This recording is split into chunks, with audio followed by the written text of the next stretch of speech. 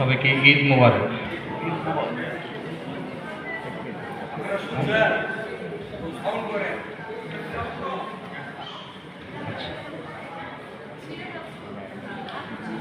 আজকে আমি খুবই আনন্দিত যে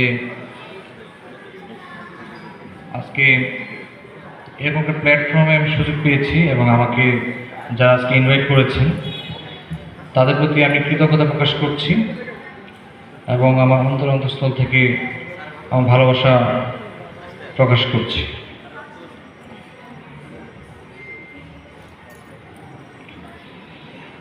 হালুয়াঘাট ওয়েলফেয়ার অ্যাসোসিয়েশন ও ধোয়ারা ওয়েলফেয়ার অ্যাসোসিয়েশন কর্তৃক আয়োজিত আজকে ঈদ পূর্ণমিলনী এবং আলোচনা সভা, পাশাপাশি সাংস্কৃতিক প্রোগ্রামের আয়োজন আছে শুনেছি।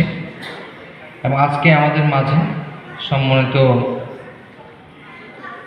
বক্তা যারা আজকে আমাদের স্টেজে আছেন, যারা কথা বলেছেন, পাশাপাশি বিভিন্ন শ্রেণী পেশার মানুষ যারা আছেন, যারা হালুয়াঘাটের সন্তান, যারা হালুয়াঘাটকে নিয়ে ভাবেন, হালুয়াঘাটকে আলোকিত হালুয়াঘাট হিসেবে গড়তে চান, মানবিক হালুয়াঘাট গড়তে চান এবং একজন আরেকজন পাশে সব অবস্থায় দাঁড়াতে চান।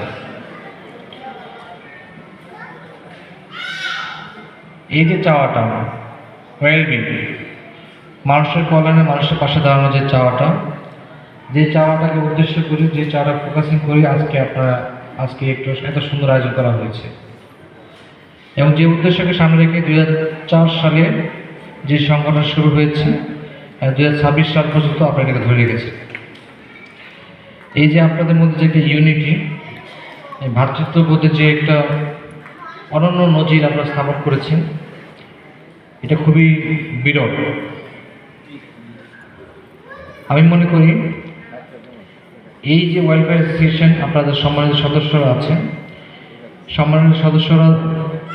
এবং এই সম্মানিত সদস্যরা এই ওয়েলফেয়ার অ্যাসোসিয়েশনের সদস্যের সংখ্যা আরও বৃদ্ধি করা যায় এবং এই কলরব আর কীভাবে বৃদ্ধি করা যায়, সামগ্রিকভাবে হালুয়াঘাটের উন্নয়নের ক্ষেত্রে কীভাবে আপনারা অবদান রাখতে পারেন, সেই বিষয়ে আপনাদের যে নিবিড় যে চিন্তা ভাবনা রয়েছে এবং মন থেকে যে আকুতিটা রয়েছে, সেটাকে রেসপেক্ট করতেই হবে।